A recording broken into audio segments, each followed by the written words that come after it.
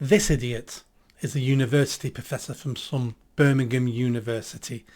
He teaches black studies, some crap like that. Black studies. But anyway, you pay £9 a year, go in debt for £9 a year to listen to him, then more fool you. But he's one of these new types, when I say new, at least 10, 15 years, of race grifters. He's an anti-white idiot and he's a race grifter. Does nothing but talk about anti-white messages, anti-white narrative. White people are evil, the English are evil, British people are evil. We stopped slavery. It was his ancestors who started the transatlantic slave trade. It was his ancestors who were selling each other into slavery. It was his ancestors who were petitioning Queen Victoria saying, please don't stop the slave trade. It's our birthright for us to enslave our neighbours. It's our birthright. Please don't stop it. That's his ancestors. His ancestors were the real slavers. My ancestors stopped his ancestors from doing it. But do we get any credit for that? No. And we don't get any credit because deep down inside he's jealous. He's jealous and envious of me and of you and of the English and British people. Because when you look at your ancestors and the best thing they ever built was a mud hut, and then you look at what my ancestors built, you're bound to be jealous. And there's only two explanations for that.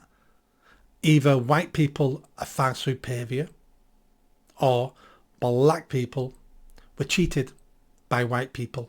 And of course we know which one he picked. Black people were cheated, white people are cheats and evil, hence why they built Western civilization and the modern world. It's not because they were cleverer, it's because they cheated. And because that's the foundation stone he builds everything else upon. Hence why he comes across as a nutcase, an ungrateful nutcase.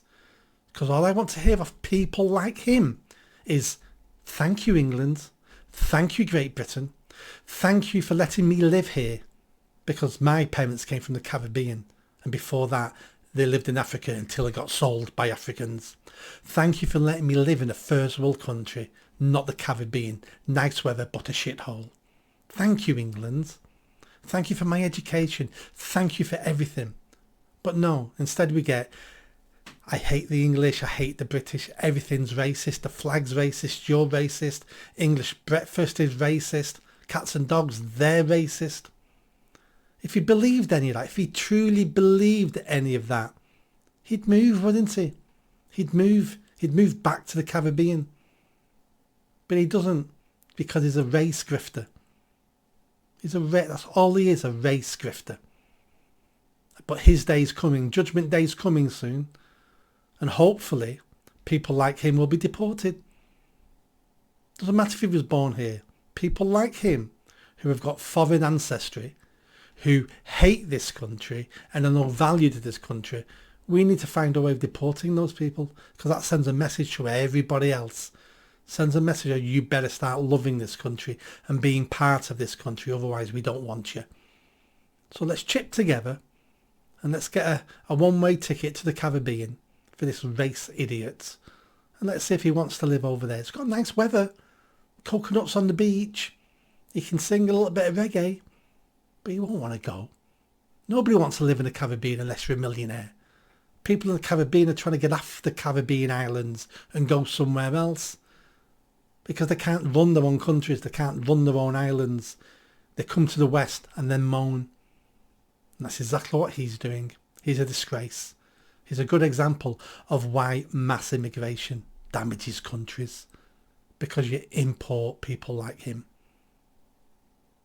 Make sure you subscribe. I'm almost hitting 50,000 and I'll see you soon.